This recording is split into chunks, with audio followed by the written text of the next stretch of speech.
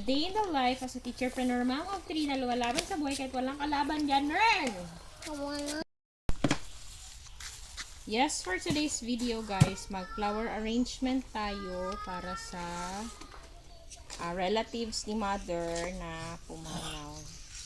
So, ibibigay natin ito sa kanila. So, tayo ang mag-a-arrange. Gagamit lang tayo ng roses, tapos Jimba imported. Gwapa kayo guys.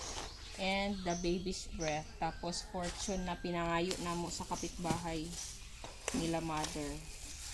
Tapos old na ni na floral foam nagiga. Kabalugod mo guys no, every time nga na makita ko flower, lalo na kaning fresh bitaw nga flowers guys, excited kayo na ko nga i-arrange na sila guys, kay ganahan jud ko magtan-aw og mga fresh flowers guys. Sa una gud no, maadto ko mga okasyon maibog kay ko magtan-aw sa mga fresh flowers mo nang ako adjud siyang gitun-an paano ang flower arrangement. Part siya sa ako ang training kasabay sa balloon arrangement, cake decorating, flower arrangement, table skirting, gi-package yun na ako siya tanan guys. Muna isa siya sa naging passion pod nako.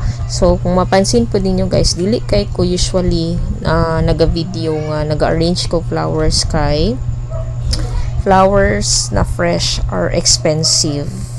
Minsan lang gid na ay nagapaayos ana sa ako guys.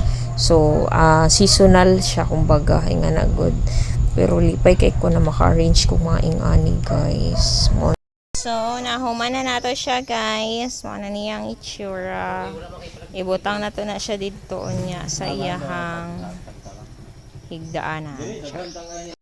Unta malipay ang akong tita nga tagaan ako ani. This is made and arranged with love good guys. So makita man ninyo diba sa akong smile. Mao lang to guys. Thank you sa pagtanaw.